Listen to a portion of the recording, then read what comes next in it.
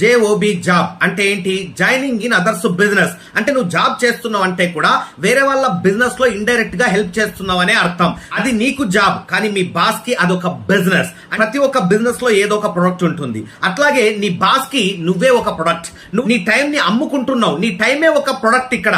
అంటే నువ్వు జాబ్ చేస్తున్నావు అంటే కూడా నీ టైం అనే ప్రొడక్ట్ ని వేరే వాళ్ళ బిజినెస్ కోసం అమ్ముకొని నువ్వు శాలరీ తీసుకుంటున్నావు. ఈ విషయాన్ని గుర్తించు మిత్రమా. సంపాదనకు కావాల్సింది క్వాలిఫికేషన్ కాదు, క్వాలిటీస్. 1,00,000 రూపాయలు నెలకి సంపాదించాలంటే 1,00,000 రూపాయలు నెలకు సంపాదించే లక్షణాలు కావాలా, స్కిల్స్ కావాలా.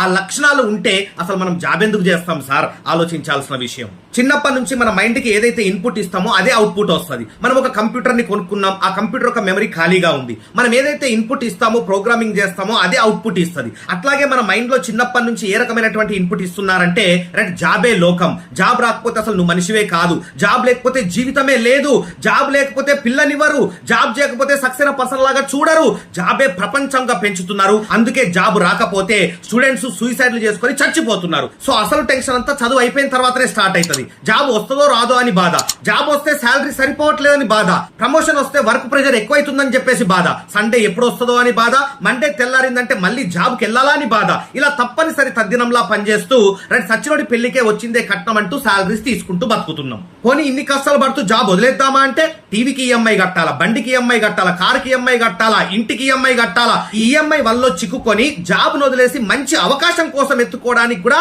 సమయం లేనటువంటి పరిస్థితుల్లో ఇరుక్కపోయినాం. పోనీ ఇంత చేసి ఏం మిగులుతుందయ్యా అంటే రెంట్ బాయే, కరెంట్ బిల్లు బాయే, స్కూల్ ఫీజులు బాయే, మెడికల్ ఫీజులు బాయే, ఈఎంఐలు బాయే, చివరికి మంత్ ఎండింగ్ అప్పులు మిగులుతున్నాయి. ఇది మన సిచ్యువేషన్. శాలరీ రాగానే ఫస్ట్ 10 రోజులు పాకెట్ ఫుల్, తర్వాత 10 రోజులకి పాకెట్ నిల్, తర్వాత 10 రోజులకి ఫస్ట్ గ్రా అంటూ అప్లోడ్ కి చెప్పుకుంటూ బతకాల్సినటువంటి పరిస్థితి. ఫస్ట్ 10 రోజులు పక్కన పెట్టు సార్, ఇలా శాలరీ రాగానే మనస్ఫూర్తిగా ఒక రోజు చూసుకుందాం అనుకుంటే ఒక రోజులోనే మాయమైపోతుంది సార్ అని చెప్పేవాళ్ళు చాలా మంది. అసలు మనని ఇన్ని బాధలు పెడుతూ మన జీవితంతో ఆడుకుంటున్న ఈ జాబ్ కోసం మనం ఎంత బాగా కష్టపడతామో తెలుసా? పొద్దున లేస్తాము, టిఫిన్ కట్టుకొని ట్రాఫిక్ లో బయలుదేరగానే ఫుల్ ట్రాఫిక్. అసలు ఆఫీస్ కు వెళ్లేసరికి సగం అలసిపోతుంది బాడీ. ఆఫీస్ లో వర్క్ స్టార్ట్ చేయాలంటే మనకు ఒక ఛాయ్ కావాలా ఫస్ట్. పోనీ ఆఫీస్ కి వెళ్ళామంటే మళ్ళీ ఐరీస్ అంటారు, పంచింగ్ అంటారు, 5 నిమిషాలు లేట్ అయితే హాఫ్ శాలరీ కట్టు. పోనీ ఆఫీస్ లోకి ఎంటర్ అయిన తర్వాత బాస్ ని మనస్ఫూర్తిగా విష్ చేస్తున్నామంటే శాలరీ కోసం ప్రేమ చూపించక తప్పదు. పోనీ వర్క్ స్టార్ట్ చేద్దామంటే 2-3 రోజుల వరకు ఒకే రోజులో కంప్లీట్ చేయాలని చెప్పేసి టార్గెట్లు.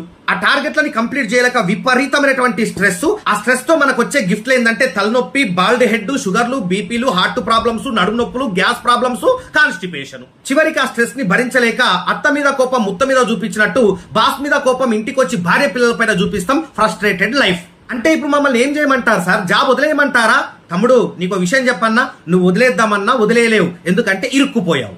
జాబ్ చేయొద్దని చెప్పేసి నా ఉద్దేశం కాదు మిత్రమా. జాబ్ మెంటాలిటీ తోటి చేయకు. జాబ్ మెంటాలిటీ తోటి జాబ్ చేసేవాడు జీవితంలో సక్సెస్ కాలేడు. జాబ్ చేసేటప్పుడు కూడా ఒక ఓనర్ మెంటాలిటీతో పనిచేయండి, ఒక కసిగా పనిచేయండి. ఆ జాబ్ నుంచి తొందరగా బయటకు రావాలి, నా జీవితాన్ని మార్చుకోవాలనే ఉద్దేశంతో పనిచేయండి. నీ జీవితాన్ని ఆ దేవుడుగా మార్చలేదు. బిల్ గేట్స్ వాళ్ళ అబ్బాయిని జాబ్ చేయమని పెంచుతాడా? అంబానీ వాళ్ళ అబ్బాయిని జాబ్ చేయమని పెంచుతాడా? అంతదాకా ఎందుకయ్యా? ఏ సక్సెస్ఫుల్ బిజినెస్ మ్యాన్ అయినా సరే వాళ్ళ పిల్లల్ని జాబ్ చేయమని పెంచుతారా? మరి మనం ఎందుకు మన పిల్లల్ని జాబ్ చేయమని పెంచుతున్నాం? ఈ జాబ్ మెంటాలిటీ నుంచి మన పిల్లల్ని దూరం చేసి ఒక బిజినెస్ ఓనర్ మెంటాలిటీని వాళ్ళని నింపి వాళ్ళని ముందుకు పంపిస్తే మన వంశ చరిత్ర మారిపోతుంది. మై డియర్ ఫ్రెండ్స్, గుర్తుపెట్టుకోండి. ఒక జాబ్ చేసే వ్యక్తి 60 సంవత్సరాలు పనిచేసి తన నెక్స్ట్ జనరేషన్ ని కూడా ఒక కూలివాడిగా తయారు చేస్తాడు. ఒక సక్సెస్ఫుల్ బిజినెస్ మ్యాన్ 5-10 సంవత్సరాల్లో తన బిజినెస్ ని ఎస్టాబ్లిష్ చేసి తన నెక్స్ట్ జనరేషన్ ని ఒక యజమానిగా తయారు చేస్తాడు. నువ్వు నీ పిల్లల్ని యజమానిగా తయారు చేయాలనుకుంటున్నావా, కూలీ వాళ్ళగా తయారు చేయాలనుకుంటున్నావా? నువ్వే నిర్ణయం తీసుకో. 60 సంవత్సరాల వరకు అంత కష్టపడి జాబ్ లో ఏం సాధిస్తున్నామయ్యా అంటే వీకెండ్ లో వెళ్లే సినిమాని కాంప్రమైజ్ అయ్యి, మంత్లీ ఒకసారి వెళ్లే హోటల్ ఫుడ్ ని కాంప్రమైజ్ అయ్యి, అప్పుడప్పుడు తినాలనిపించే ఐస్ క్రీమ్ ని కాంప్రమైజ్ అయ్యి, సంవత్సరానికి ఒకసారి వెళ్లే సరదా ట్రిప్స్ ని కాంప్రమైజ్ అయ్యి సేవ్ చేస్తే చివరికి మనం సాధించేది ఒక చిన్న కారు, ఊర్లో లేదా మండల్ లెవెల్లో ఒక చిన్న ఇల్లు, మన పిల్లలకు ఎడ్యుకేషన్ ఇప్పించగలిగితే చాలు. అంతకుమించి జాబ్ చేసే వ్యక్తి ఏం సాధించలేకపోతున్నాడు? కారణం ఏంటంటే ఈ ప్రైవేట్ జాబ్స్ లో ప్రతి సంవత్సరం శాలరీ హైక్ ఉండట్లేదు. ఈ పోనీ ఒక 5% హైక్ ఇచ్చినా గానీ ఇన్ఫ్లేషన్ రేట్ కూడా 5-6% ఉండడం వల్ల ఎక్కడ వేసిన గొంగడి అక్కడే ఉండిపోతుంది. చివరికి జాబ్ చేసి ఏం సాధిస్తున్నామయ్యా అంటే బతుకుతున్నాం అంతే. లగ్జరీగా బతకట్లేదు. మన కోరికలన్నింటినీ చంపుకొని జీవోత్సవంలో బతుకుతున్నాం. బతకడానికే ఈ జాబ్ చేయాల్సినటువంటి పరిస్థితుల్లో మనం బతుకుతున్నాం.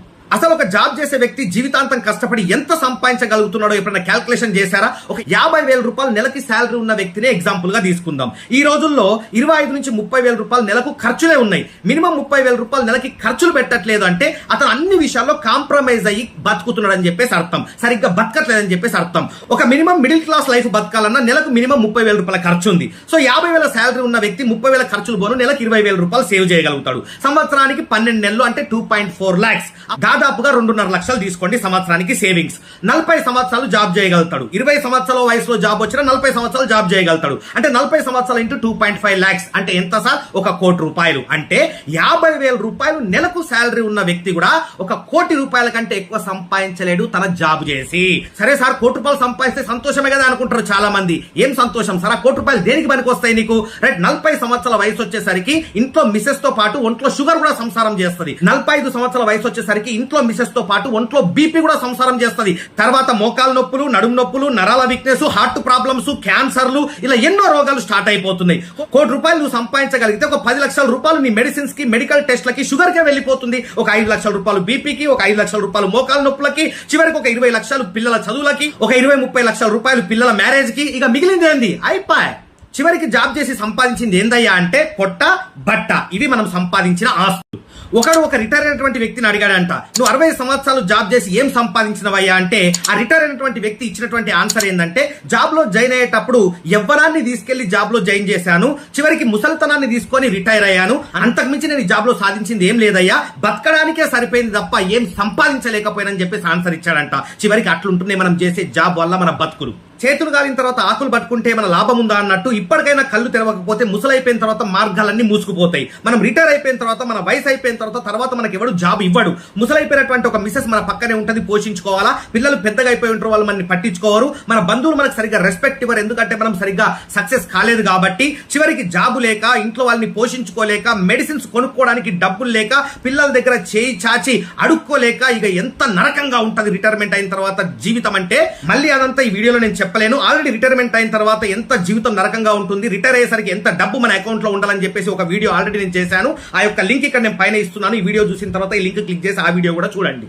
అసలు మనల్ని మనం కరెక్ట్ జాబ్ లోనే ఉన్నామా లేదా టెస్ట్ చేసుకోవాలి కదా సార్. 40 సంవత్సరాల వయసు వచ్చేసరికి మినిమం 40 లక్షల రూపాయలు మీ బ్యాంక్ అకౌంట్ లో లేకపోతే you are utter flop candidate in your life. మరి 20 సంవత్సరాల వయసులో జాబ్ వచ్చింది, 40 సంవత్సరాల వయసు వచ్చేసరికి అంటే 20 సంవత్సరాలు కష్టపడి 40 లక్షల రూపాయలు నువ్వు సంపాదించలేకపోయినావంటే నువ్వు చేస్తున్న జాబ్ కరెక్ట్ అని ఎవరు చెప్పిండు సార్? ఆ జాబ్ లో నువ్వు ఎదుగుతావని చెప్పేసి ఎవరు చెప్పిండు సార్? ఇప్పటికైనా మేలుకోకపోతే 60 సంవత్సరాల తర్వాత కూడా నువ్వు ఇట్లాగే ఉంటావు. ఎందుకంటే ఎదుగుదల లేనటువంటి ఫీల్డ్ ని సెలెక్ట్ చేసుకున్నావు మిత్రమా, అర్థం చేసుకో. వావ్, చాలా బాగా చెప్పావు సార్ అంటే ఈ వీడియోని లైక్ చేయి, జాబ్ చేసే వాళ్ళందరికీ ఈ వీడియో షేర్ చేయి, కామెంట్ చేయి.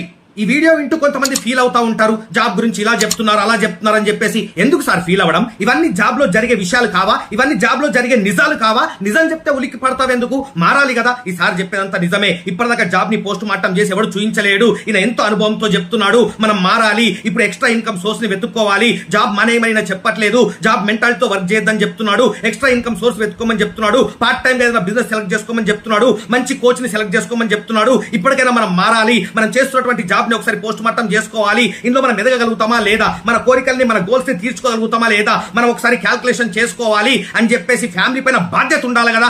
సో ఇవన్నీ నిజాలు చెప్తే ఫీల్ అవ్వడం ఎందుకు సార్? నిజం చెప్తే ఉలిక్కిపడడం ఎందుకు సార్? ఇప్పుడు నువ్వు ఫీల్ అయితే నాకు నష్టం ఏం లేదు, కానీ ఇప్పటికైనా నువ్వు మేలుకోకపోతే 60 సంవత్సరాల తర్వాత ఫీల్ అయ్యి ఏం లాభం లేదు. సో మిత్రమా, మీరందరూ కూడా ఒకసారి కామెంట్ బాక్స్ లో కామెంట్ చేయండి, మీరు చెప్పిందంత కరెక్టే సార్, మా జీవితాన్ని మార్చుకోవాలనుకుంటున్నాము, మీతో పాటు కలిసి వర్క్ చేయాలనుకుంటున్నాం అని చెప్పేసి అందరూ కామెంట్ బాక్స్ లో కామెంట్ చేయండి. మనందరం కలిసి వర్క్ చేద్దాం. మీ అందరికి మంచి అవకాశాన్ని ఇచ్చి నేనే మీ అందరికి కోచింగ్ ఇచ్చి మీ అందరికి సంవత్సరంలో నెలకు 1,00,000 రూపాయలు సంపాదించే పర్సన్స్ గా నిలబెట్టగలుగుతాను. 4 సంవత్సరాల్లో మీ జీవితాన్ని రిటైర్ చేయగలుగుతాను. లైఫ్ ట్రాన్స్ఫర్మేషన్ కోచ్ గా 20 సంవత్సరాల నుంచి కొన్ని వందల మందిని లక్షాధికారులుగా తయారు చేసిన అనుభవం నాది. జాబ్ లో ఉన్నటువంటి కష్టాలన్నీ చాలా బాగా చెప్పారు సార్. ఈ వీడియోలో సొల్యూషన్ ఏమైనా చెప్పండి సార్, మేము బాగుపడ్డానికి అని చాలా మంది అడుగుతా ఉంటాను. ఇక్కడ క్లిక్ హియర్ అని చెప్పేసి కనిపిస్తుంది, దీన్ని క్లిక్ చేయండి. ఇక్కడ మీకు ఒక ఫామ్ ఓపెన్ అవుతుంది, అది ఫిల్అప్ చేసి సబ్మిట్ చేయండి. మీ డీటెయిల్స్ మా దగ్గరకు వస్తాయి.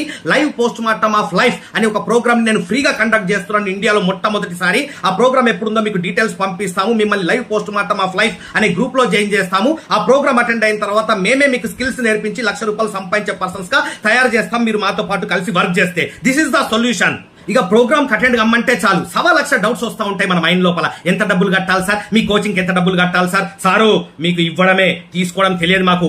ఈ live post mortem of life అనేది కంప్లీట్ ఫ్రీ ప్రోగ్రామ్. ఇక్కడ ఎలాంటి కోర్సులు అమ్మడం జరగదు. ఫస్ట్ మా క్లాస్ వినండి, తర్వాత మా కోర్సులు కొనుక్కోండి అని చాలా మంది ట్రైనర్స్ మోటివేటర్స్ ని మీరు బయట చూసుంటారు. ఇక్కడ మీకు ఎలాంటి కోర్సులు అమ్మం. మేము క్లాస్ కూడా ఫ్రీగా చెప్తాం, 100 hours ట్రైనింగ్ ప్రోగ్రామ్ కూడా ఫ్రీగా ఇస్తాం. మీరు మాతో పాటు కలిసి వర్క్ చేయాలంటే మీరు చేసినటువంటి పాపాలకి బిడ్డ శిక్ష అనుభవించడం అయిపోయి ఉండాలా. నువ్వు నాతో పాటు కలిసి సెల్ఫీ దిగాలంటే నీ జాతకం మారిపోయి ఉండాలా. గుర్తుపెట్టుకో, ఇది రాక రాక వచ్చినటువంటి అదృష్టం వాడుకో. ఈ క్లిక్ హియర్ ని క్లిక్ చేయి, అక్కడ ఫామ్ ని ఫిల్అప్ చేయి, సబ్మిట్ చేయి. మేము ప్రోగ్రామ్ ఎప్పుడు ఉంటుందో పంపించే ఇన్ఫర్మేషన్ కోసం వెయిట్ చేయి. ఇప్పటికైనా మారకపోతే సారు, పిల్లల కాలేజ్ ఫీజు కట్టాల్సినప్పుడు నలుగురి కాళ్ళు పట్టుకోక తప్పదు. అమ్మాయి పెళ్లి చేయాల్సినప్పుడు ఆస్తులు అమ్ముకోక తప్పదు. అనారోగ్యం వచ్చినప్పుడు పెద్ద పెద్ద హాస్పిటల్స్ లో చూయించుకోలేకపోతున్నానే అని బాధపడక తప్పదు. చివరికి నా పిల్లలకి నాలాగా బతకొద్దు అని చెప్పేసి ఒక రోల్ మోడల్ లాగా మిగిలిపోయానే అని ఆత్మ కూడా ఘోషించక తప్పదు. సో మారు, ఈ live post mortem of life అనే ప్రోగ్రామ్ ని అటెండ్ అయ్యి నీ జీవితాన్ని మార్చుకో మిత్రమా. ఇక మాకు గవర్నమెంట్ జాబ్స్ ఉన్నాయి సార్ అని కొంతమంది సంతోషపడతా ఉంటారు. సార్, ఇవాళ రేపటి గవర్నమెంట్ జాబ్ వస్తే అది ప్రైవేట్ జాబ్ తోటే సమానం. ఎందుకంటే అందులో పెన్షన్స్ లేవు, ఫ్యామిలీకి సెక్యూరిటీ లేదు. గవర్నమెంట్ జాబ్ అయినా ఒకటే, ప్రైవేట్ జాబ్ అయినా ఒకటే. గవర్నమెంట్ జాబ్ అయితే మీకు ప్రతి సంవత్సరం ఎంతో అంత హైక్ ఉంటుంది, ప్రైవేట్ జాబ్ అయితే ప్రతి సంవత్సరం శాలరీ హైక్ ఉంటుందని గ్యారంటీ లేదు. అంతే తేడా. మన పిల్లల బర్త్డేలు గ్రాండ్ గా సెలబ్రేట్ చేయలేకపోతున్నటువంటి ఆ జాబ్స్ మనకు ఎందుకు సార్? ఇంట్లో మిసెస్ కి సంవత్సరానికి ఒక పట్టు చీర లేదా కనీసం గోల్డ్ చైన్ కొనివ్వలేనటువంటి ఆ జాబ్స్ మనకు ఎందుకు సార్? అనారోగ్యం వచ్చినప్పుడు మంచి హాస్పిటల్లో చూయించుకోవడానికి సరిపడినటువంటి శాలరీ ఇచ్చే ఆ జాబ్స్ మనకు ఎందుకు సార్? సమాజంలో బంధువుల్లో ఒక రెస్పెక్ట్ ఇప్పించలేనటువంటి ఆ జాబ్స్ మనకు ఎందుకు సార్? సంవత్సరానికి ఒక్కసారైనా సరే కనీసం ఒక ఫారెన్ ట్రిప్, ఒక లోకల్ ట్రిప్ వేసుకోవడానికి ఫైనాన్షియల్ గా సరిపోవట్లేదంటే ఆ జాబ్స్ మనకు ఎందుకు సార్? ఎక్కడ మనం మన టైం ని వృధా చేస్తున్నాం? ఎన్నో జన్మల పుణ్యం చేస్తే మనిషి జన్మ వస్తుంది అంటారు కదా. ఇలాంటి మనిషి జన్మని జాబే లోకమని, జాబే ప్రపంచమని చిన్నప్పటి నుంచి చెప్తున్నటువంటి లాజిక్ లెస్ విషయాలన్నీ విని మైండ్ లో ఫీడ్ చేసుకొని ఎక్కడ మన జీవితాన్ని నాశనం చేసుకొని చేస్తున్నామో ఒక్కసారి అర్థం అవుతుందా? సో జాబ్ చేయొద్దనేది నా ఉద్దేశం కాదు మిత్రమా. జాబ్ మెంటాలిటీతో చేయకు, బిజినెస్ ఓనర్ మెంటాలిటీతో చేయి. పార్ట్ టైం గా ఎక్స్ట్రా సోర్స్ ఇన్కమ్ ని వెతుక్కో. తొందరగా ఒక బిజినెస్ ఓనర్ వైపు, ఎంటర్ప్రినర్ వైపు, ఒక బాస్ వైపు నువ్వు కూడా నీ జీవితాన్ని మార్చుకో మిత్రమా. ఇదే నేను కోరుకునేది. సో ఎంబటే క్లిక్ హియర్ దగ్గర క్లిక్ చేయండి, రైట్, అక్కడ ఫామ్ ని ఫిల్అప్ చేయండి, సబ్మిట్ చేయండి. మేము మీకు ఈ ప్రోగ్రామ్ ఎప్పుడు ఉంటుందో ఇన్ఫర్మేషన్ పంపిస్తాం. వెయిట్ చేయండి. ఆ ప్రోగ్రామ్ కి ఆన్ టైం, కరెక్ట్ టైం లోపల అటెండ్ అవ్వండి. అందరం కలిసి వర్క్ చేద్దాం, కలిసి ముందుకెళ్దాం. ఈ జాబ్ కష్టాల నుంచి మనం బయటకు వచ్చి మనమే ఒక 10 మందికి జాబ్స్ ఇచ్చే పొజిషన్ కి రీచ్ అయ్యి మన ఫ్యామిలీతో ఆనందంగా గడుపుదాం. ఇదే మన ఉద్దేశం. Thank you very much. All the best.